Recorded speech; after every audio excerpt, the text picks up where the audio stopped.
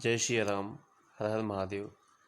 जय माँ दुर्गे। आज की कहानी है श्री महामदन मोहन मालवीय जी की, जो कि बहुत ही बड़े महापुरुष रहे हैं और बनारस हिंदू विश्वविद्यालय उन्हीं की देन है। उन्होंने अपने कठिन पुरुषार्थ के बल पर उस विद्यालय की शुरुआत की थी। आइए हम इस विद्यालय से जुड़ा एक किस्सा आपको सुनाने जा रहे हैं। एक बार की बात है, पंडित जी, इनको लोग पंडित जी भी कह के बुलाते थे, पंडित जी चंदा के लिए एक सेठ के यहाँ गए। सेठ बहुत ही धनी था, मतलब पैसे वाला था। तो बीएचयू के लिए, यानी कि बनारस हिंदू विश्वविद्यालय के लिए चंदा इकट्ठा करने वहाँ पे गए और सेठ के यहाँ।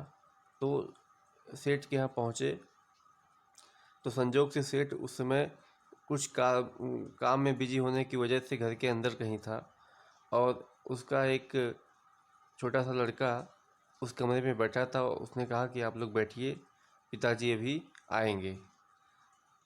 पंडित जी बैठ जाते हैं और सेठ जी का इंतज़ार करने लगते हैं। कुछ समय के बाद शाम का टाइम था, सेठ जी आते हैं। थोड़ा अंधेरा हो रहा था। उन्होंने अपने बेटे को बुलाया और कहते हैं, बेटा ये थोड़ा लालटेन इसको जला दो।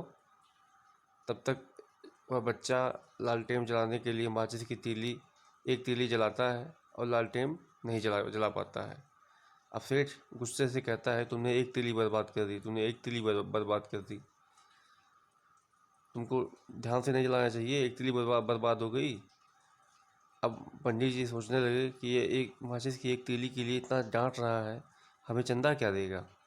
तब तक फिर उसने दूसरी तीली जलाई और वह भी बुझ गई वहाँ जाते जाते। अब बहुत ही डांटने लगा कि तुमसे एक लालटेन नहीं जल सकता है, माचिस की दो तीलियाँ बेकार हो गई, माचिस की दो तीलियाँ बेकार हो गई, बताओ कैसे हो। उसको बहुत ही कठोर स्वर में डांटा, फटकारा। अब पंडित जी मना मोहन मालवीय जी, वे जो है तुरंत उनके मन में आया कि यहाँ से उठ के चले जाने में ही भलाई है। जो व्यक्ति दो माचिस की दो तीलियों की वजह से अपने पुत्र को इतना डांट रहा है, फटकार रहा है, वो व्यक्ति मुझे हजारों में लाखों में चंदा क्या देगा। उसके यहाँ आना ही व्यर्थ है।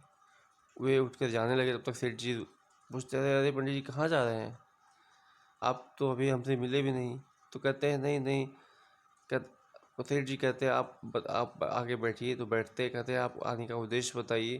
कहते हैं, हम यहाँ से उठ के इसलिए जा रहे थे कि आपने अपने बालक को दो तीलियों की वजह से इतना फटकारा।